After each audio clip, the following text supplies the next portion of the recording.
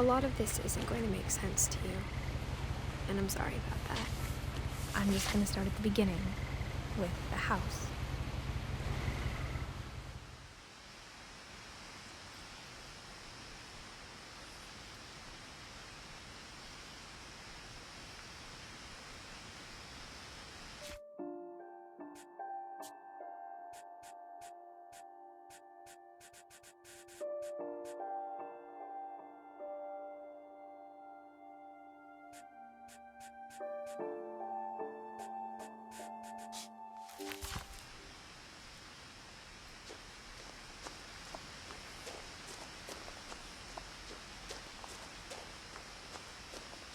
I lived here until I was 11, but I wasn't allowed inside half the rooms.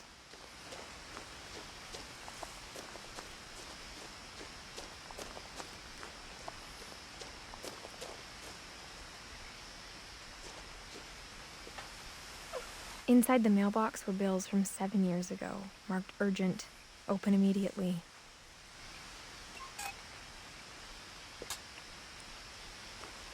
I hadn't been back since my brother Lewis's funeral.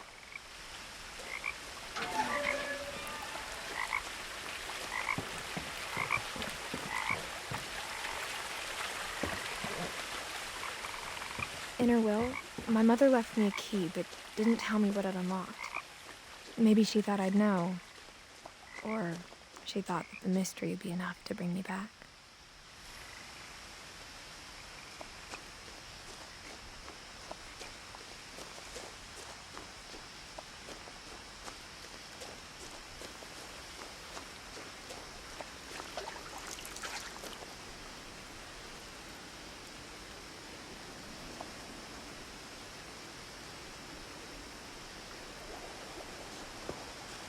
The truth is, even after I inherited the house, I never thought I'd come back to it.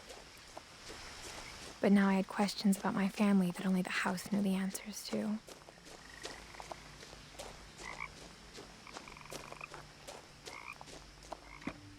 The woods around the house have always been uncomfortably silent, as if they're about to say something but never do.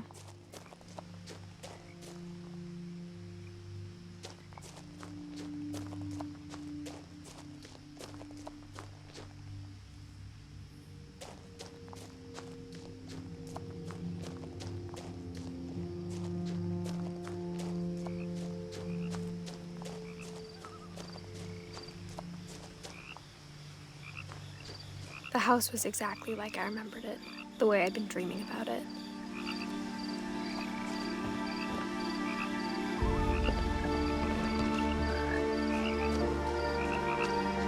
I asked Edie once about the dragon in the pond.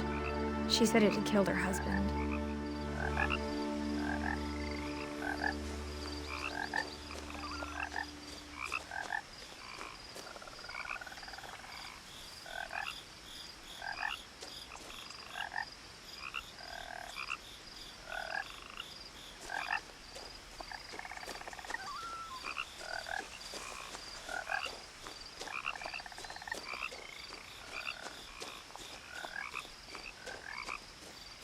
As a child, the house made me uncomfortable in a way I couldn't put into words. Now, as a 17-year-old, I knew exactly what those words were. I was afraid of the house.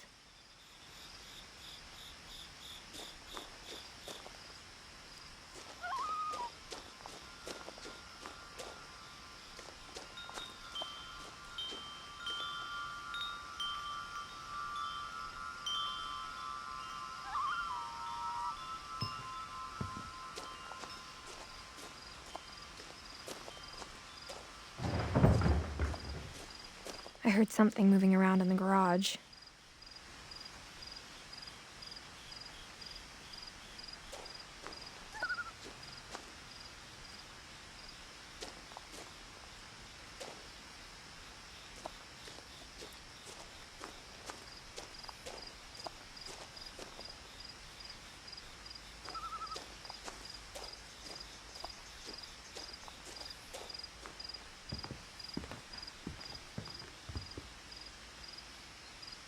I hoped the key might unlock the front door.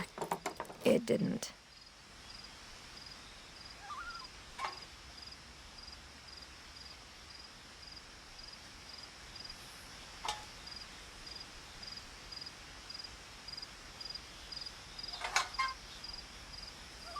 Looking in, I felt like the house itself had been waiting for me.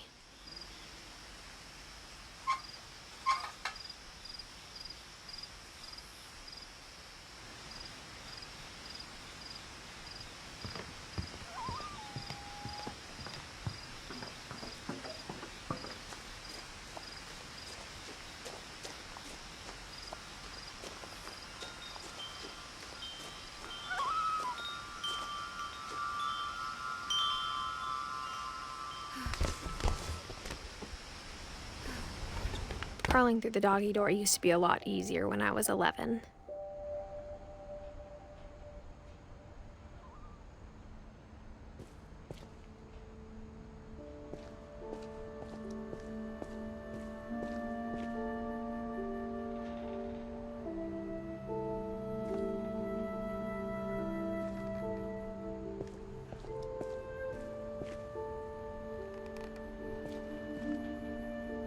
The power had been turned off the night we left.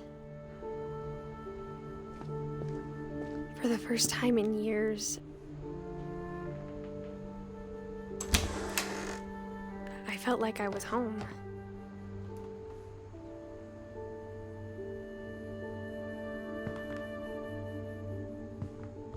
But instead of a family, there were just memories of one.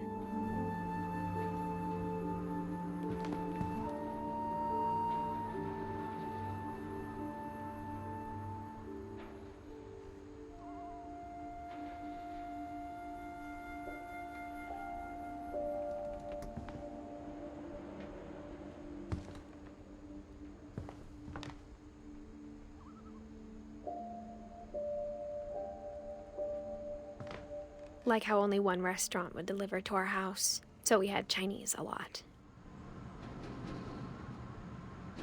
Or how after Louis started working at the cannery, we all got sick of eating salmon. Except our cat, Molly.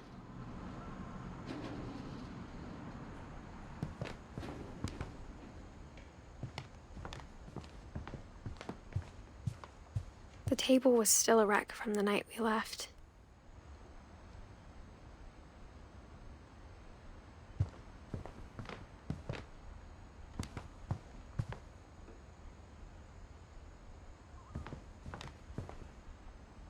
My mom was the only one of us who could imagine Great-Grandma Edie living in a nursing home. It was like a bomb had gone off, killing everyone but sparing the furniture.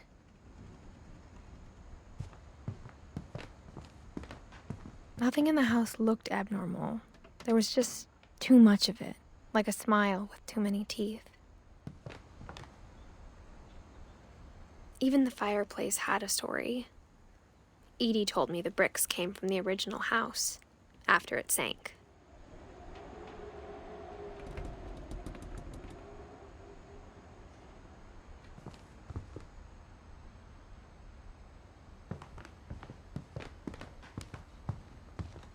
Mom always told me to stay out of the basement, so I wasn't too surprised when the key didn't fit.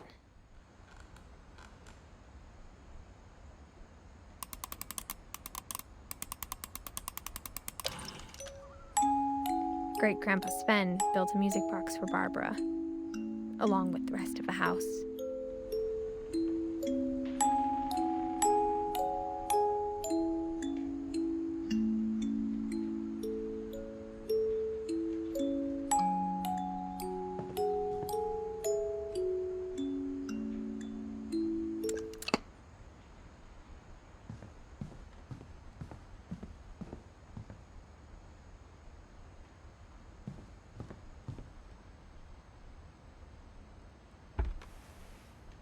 Edie told me once that every Finch who ever lived is buried somewhere in the library.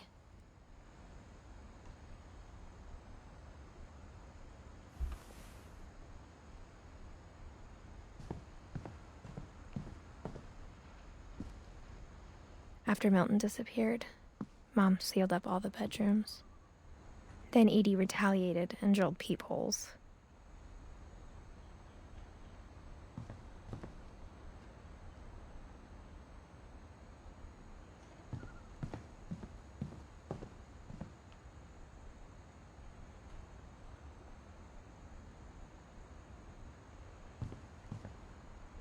I spent a lot of time playing in Great Uncle Walter's room.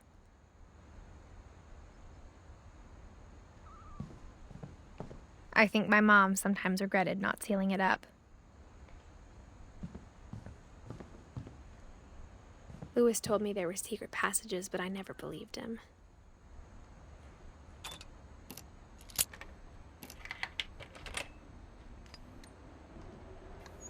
Turns out, my mom was really good at keeping secrets. Now it was time to find out what my mom had been afraid of.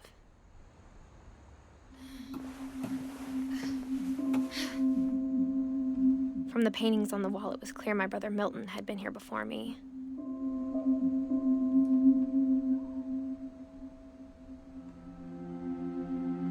Reading this, maybe it sounds like I had a plan, but I had no idea what was behind that door.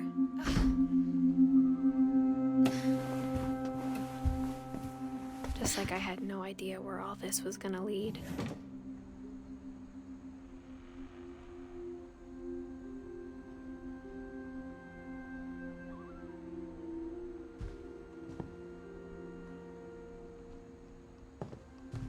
I grew up looking at Molly's room through the peephole.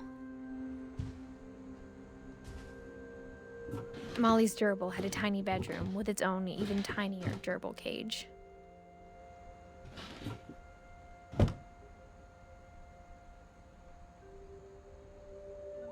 Being inside for the first time, I felt like I'd stepped behind a painting.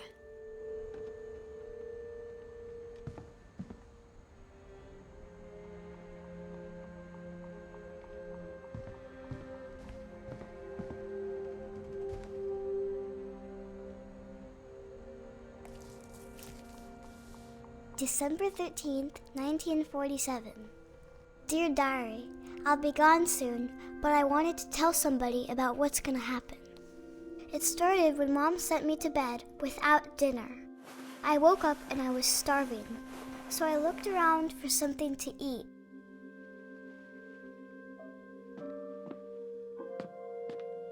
The gerbil food was dry, but I didn't mind it.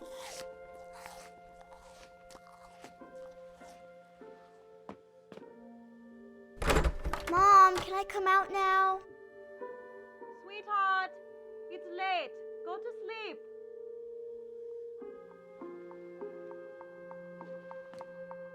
My Halloween candy was all gone.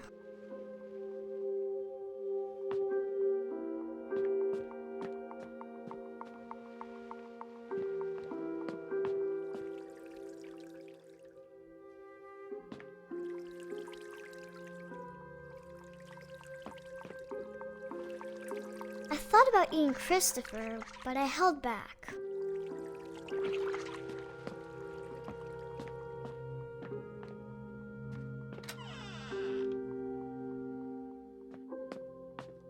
I kept eating and eating.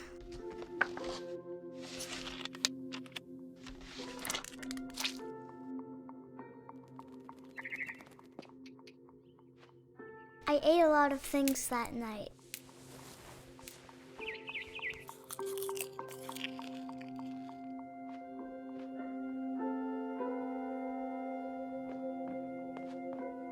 Then I heard chirping outside my window. It was a barn swallow going back to her nest. I reached out for her.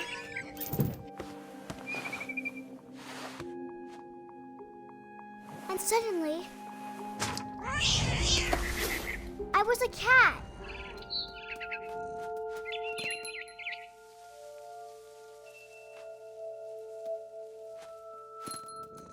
I tried to be quiet, but the bird was really scared.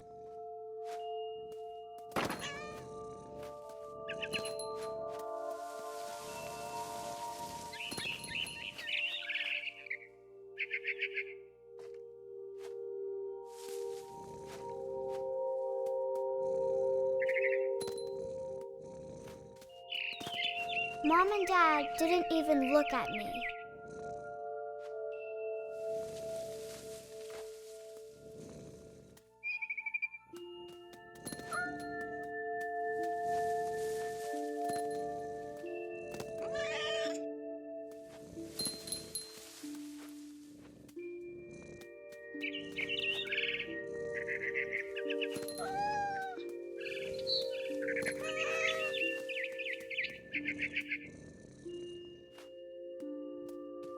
I jumped and I almost got her.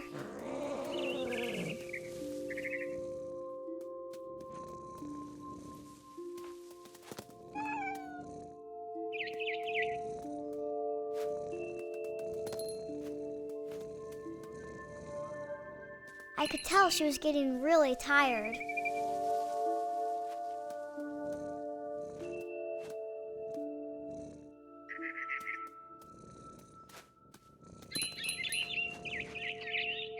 Now I was up in the big tree.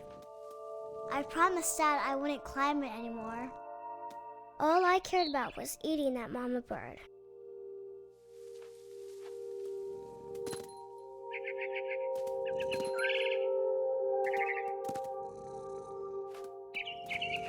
I gobbled her up.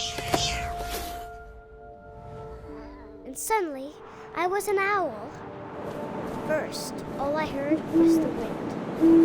Then I heard little teeth nibbling in the grass.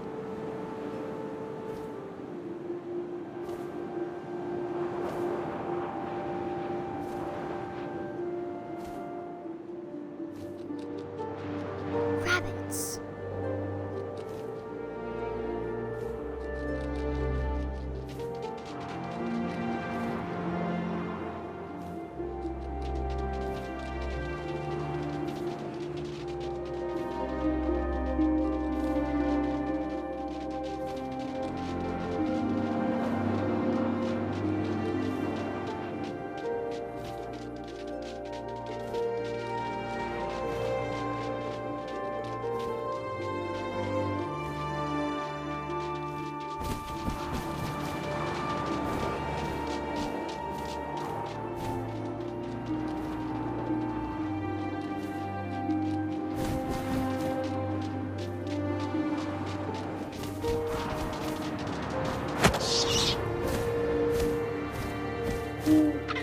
Imagined his face looking up and seeing mine through my talons.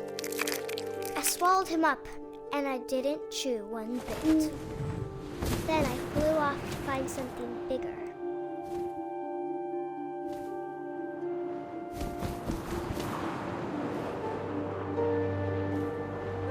A mama rabbit.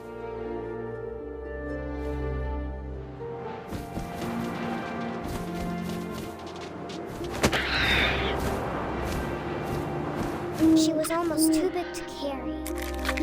I started choking, but I couldn't stop eating.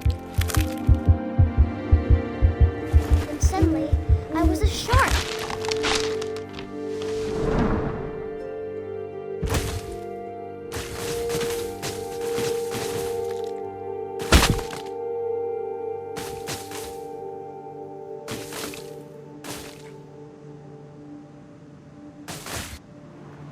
I rolled off a cliff and into the ocean.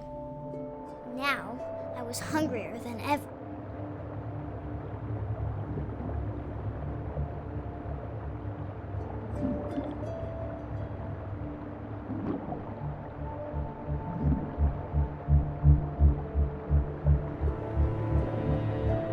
I wanted fat, juicy seals.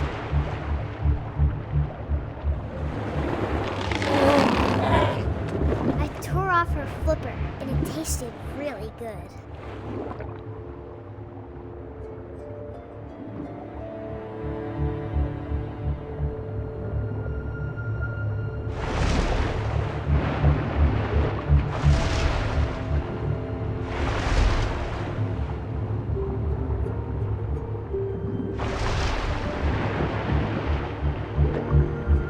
I grabbed on tight.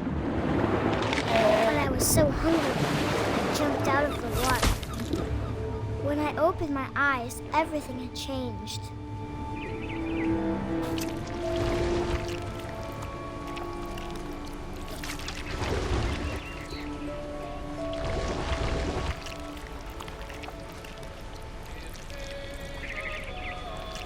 Now I was a monster, and I smelled people everywhere.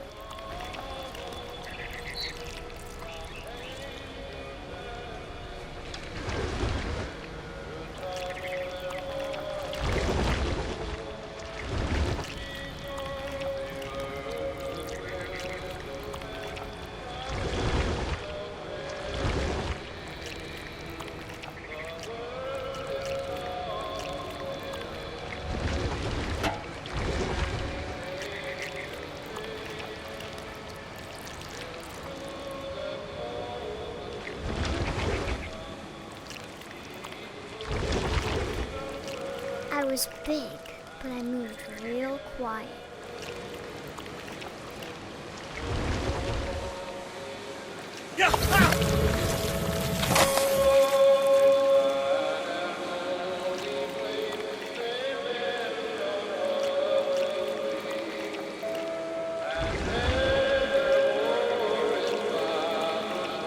I wanted to stop, but also I didn't.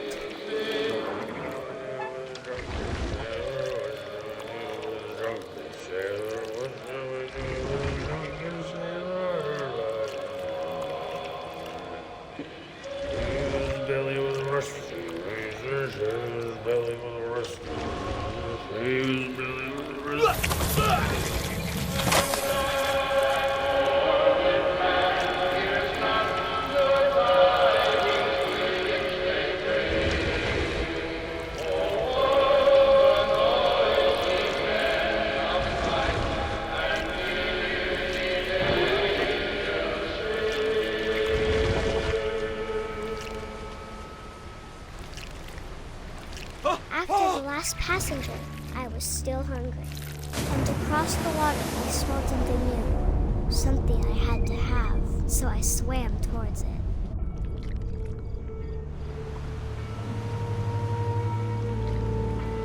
I slithered onto the sand, and the good smell went into an old pipe.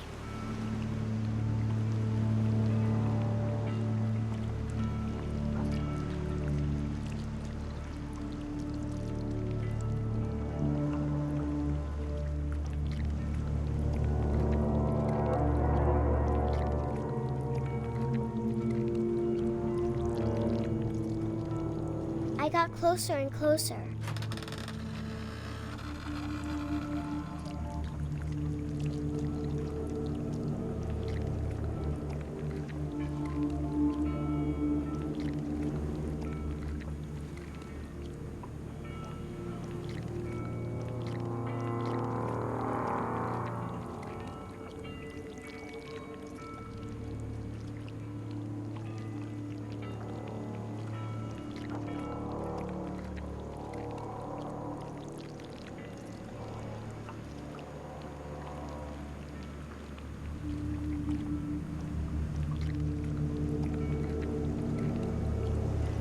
All of my stomach started growling. And suddenly, I was me again. I held my breath for a long time, but I couldn't hear anything. I think it's waiting for me to fall asleep. But it's not going to wait much longer. It needs to feed, and we both know I will be delicious.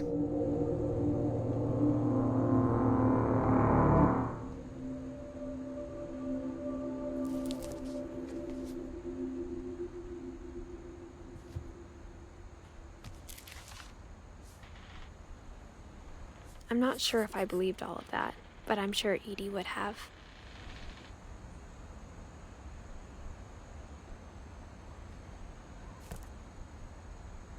I got the sense Edie had spent a lot of time here, before my mom sealed the doors.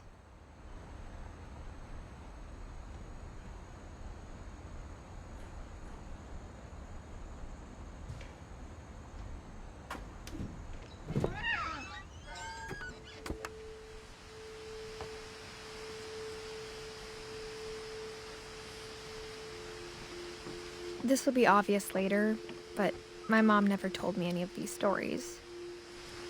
Edie would have, but Mom didn't like bringing up the past. Though, when we adopted a stray kitten, she was the one who named it Molly.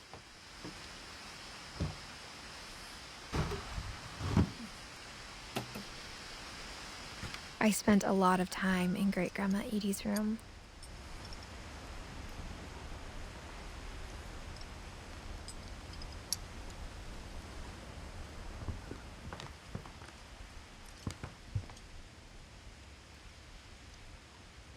We got along, and it was a good place to hide from my mom. When Edie told people Sven was killed by a dragon, she could also have said he was building a dragon-shaped slide that collapsed. She could have, but she didn't.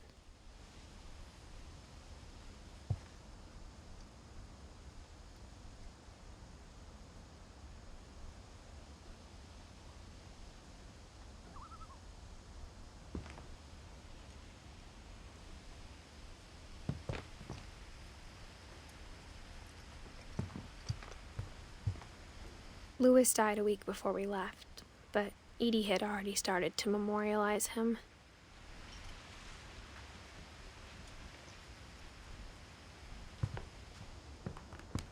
Her room was like a museum. For 500 years, the Finches have been famous throughout Norway for their fortune and misfortune.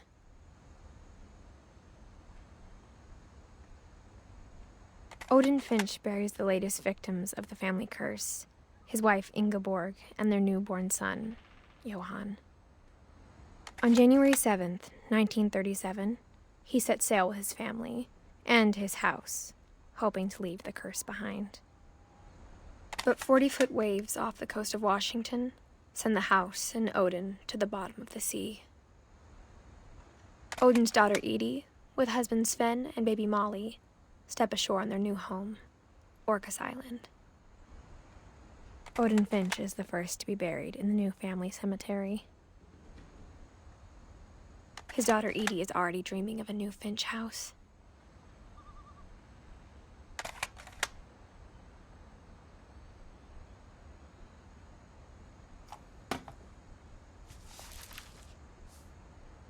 Whatever's wrong with this family, it goes back a long ways.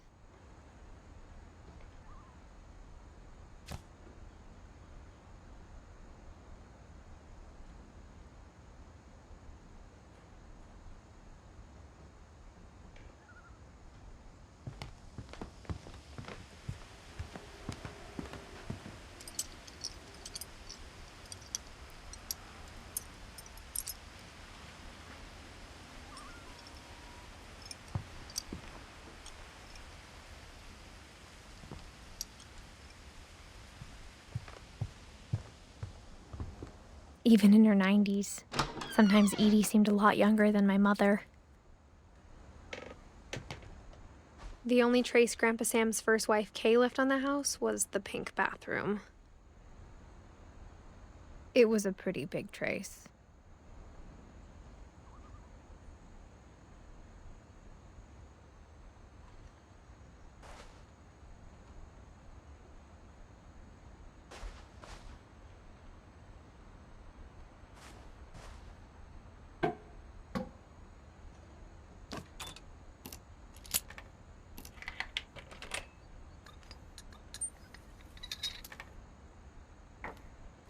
There's a secret in this bathroom. It's in the last place you would look. It isn't in the cupboard.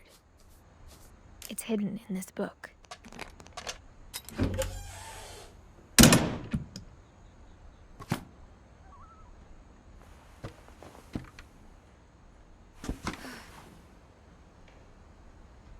Sven gave Sam an old camera he'd refurbished. He never put it down.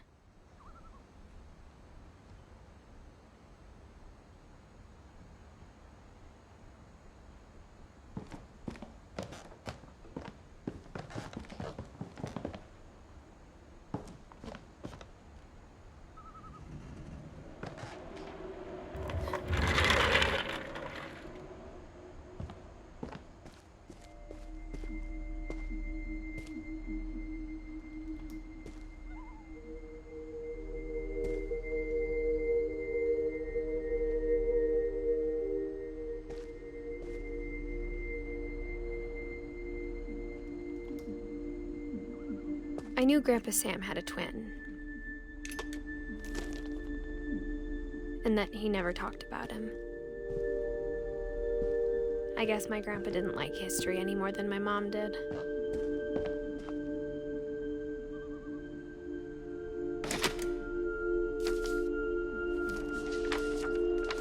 How I Want to Remember My Brother by Sam Finch. The thing I remember is that when he made up his mind, that was it. My brother said he'd die before he ate another mushroom. And he did. At Barbara's funeral, we swore he'd never be afraid again. And he wasn't. I think Calvin always wanted to fly.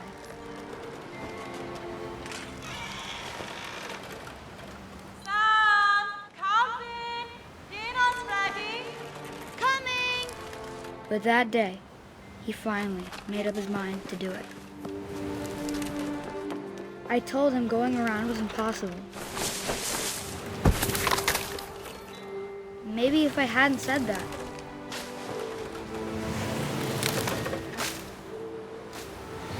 Calvin, I'm not going to tell you again. maybe if the wind hadn't picked up, and maybe he'd still be here. But I doubt it. I think he'd already made up his mind. That's what I want to remember about my brother.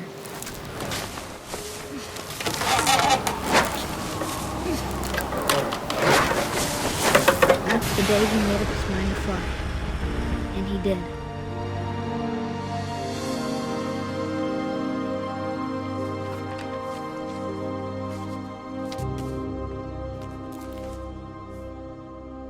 Calvin's story felt strangely familiar. When I was younger, I remember trying to do the exact same thing.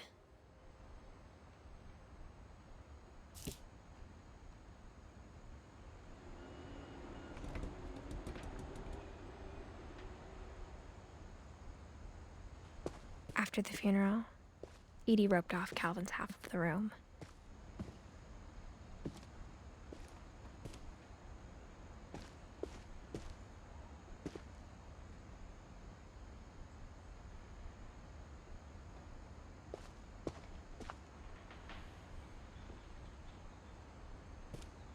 Mom said Grandpa Sam enlisted at 18 and never set foot in the room again.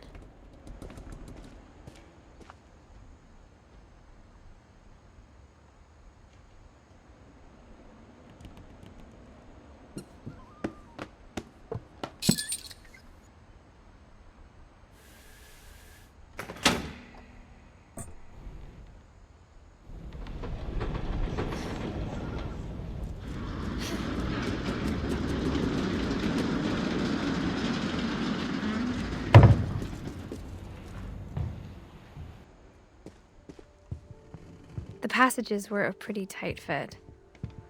They'd obviously been built for smaller hands and bellies.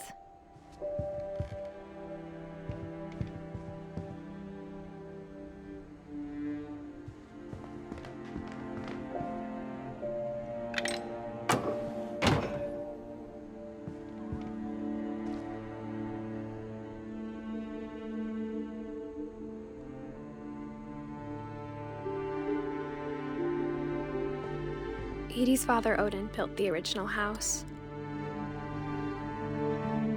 Whenever people ask me about my family, the first thing they always want to know about is Barbara.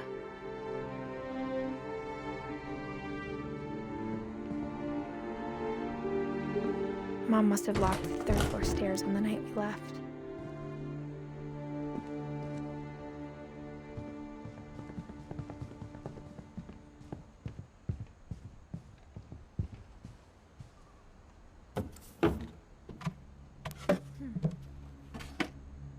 Growing up, I always thought of Barbara as a child star.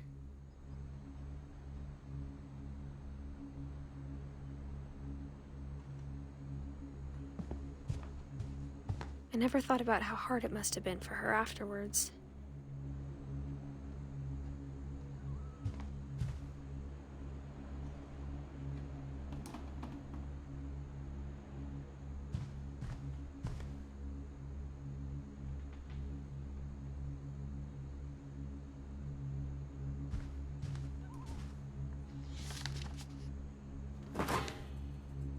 Of all the stories people wrote about Barbara's death, I'm surprised Edie saved this one.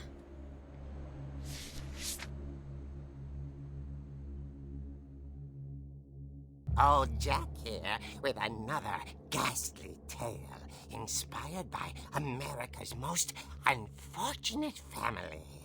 I'm calling it The Surprise Ending of Barbara Finch.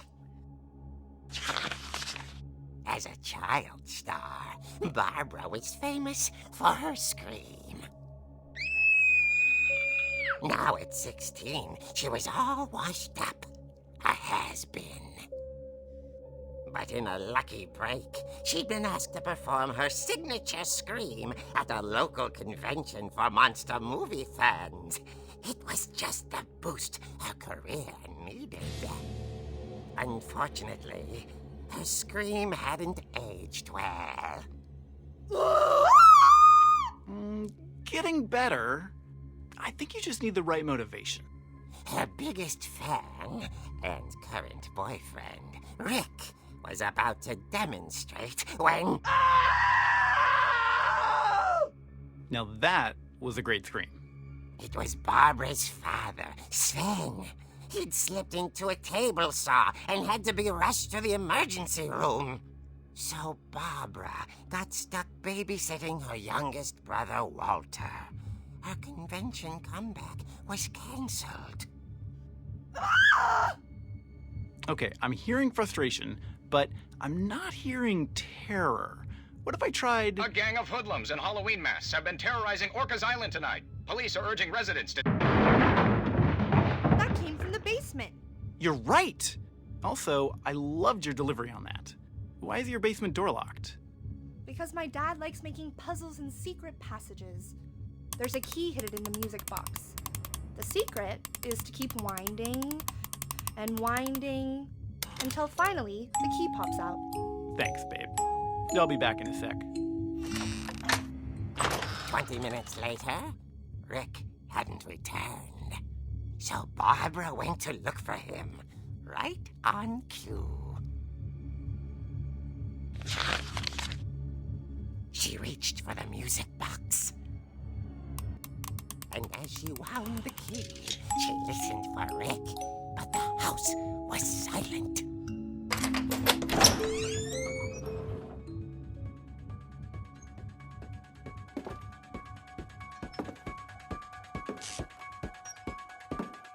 She found Rick's crutch and imagined the worst.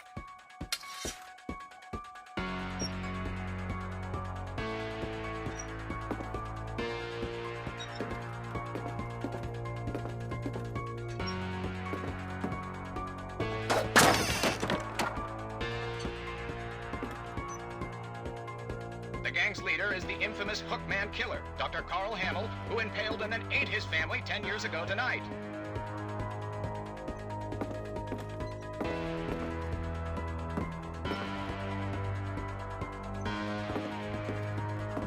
The old fridge rattled and grew still.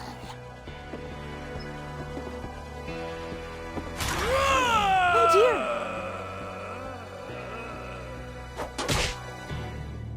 Oh! Rick? Barb, relax. I was just trying to scare you to help you find your scream. Well, I'm not scared, Rick. I'm furious.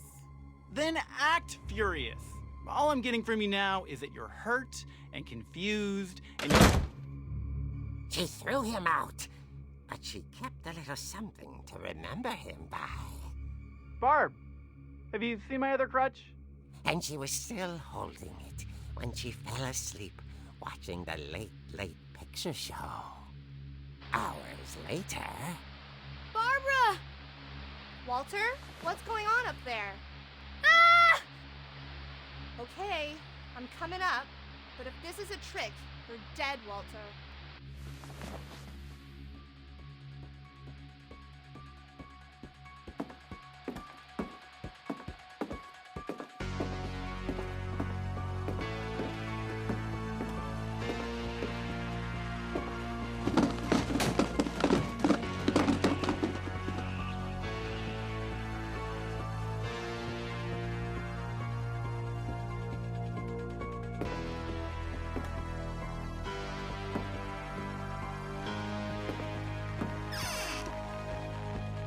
Walter, are you there?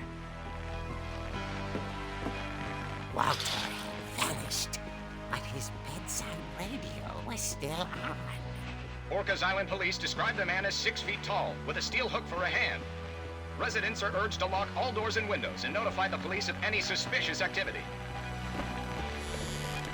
Barbara turned, saw the hookman, and was speechless. He was quite smashing.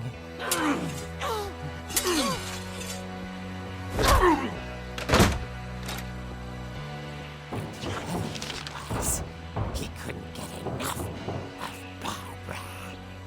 Okay, Barbara, there's gotta be another way out of here.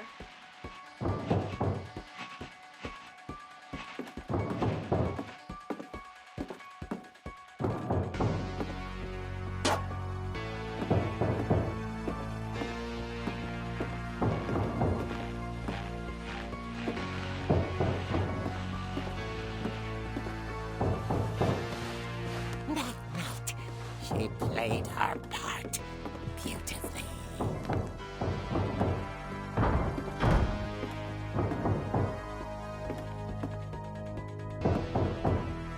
Molly's door hadn't been opened in years. The hinges groaned.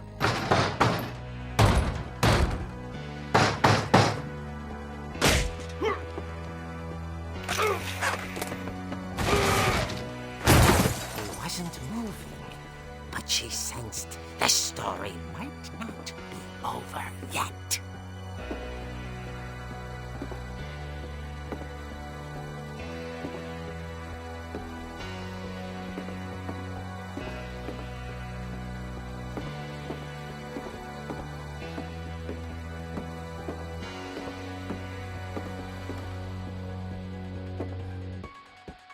The hookman had vanished.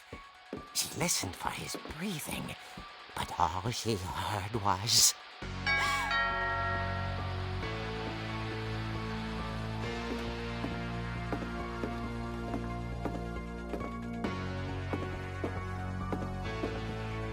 Someone at the door was dying to speak to young Barbara. At the door, she heard whispering. It was coming from inside the house.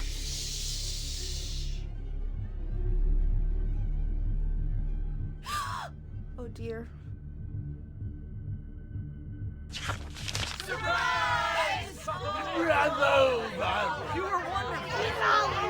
monsters had come to surprise her.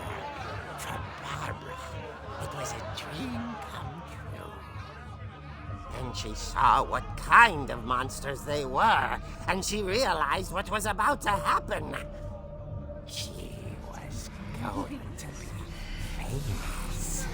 And with her final breath, Barbara Finch gave the performance of her life.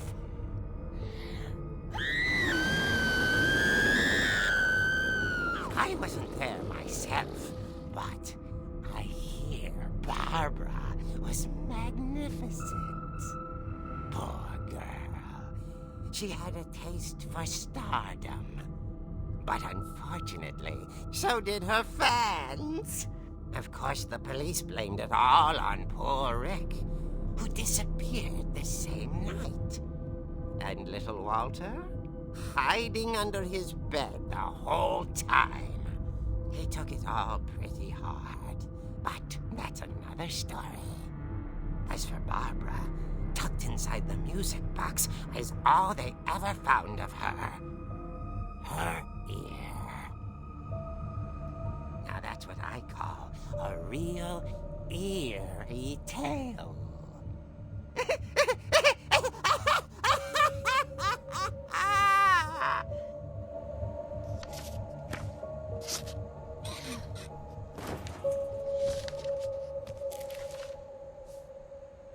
Edie told me all Barbara wanted was to be remembered, as absurd as that comic was. Maybe what Edie saw was a happy ending.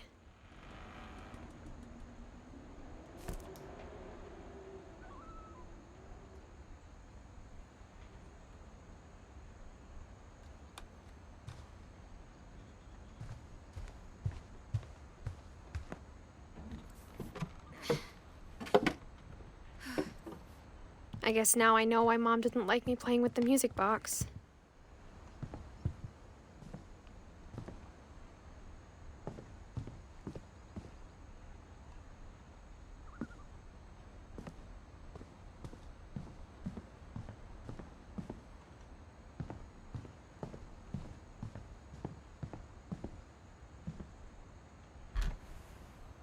As a kid, I just assumed every house had peepholes and sealed rooms you weren't allowed inside of.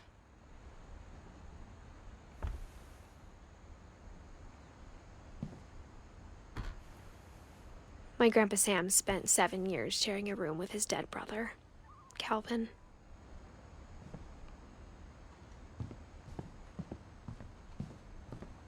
It's funny. All those times I played with the music box and never found the basement key.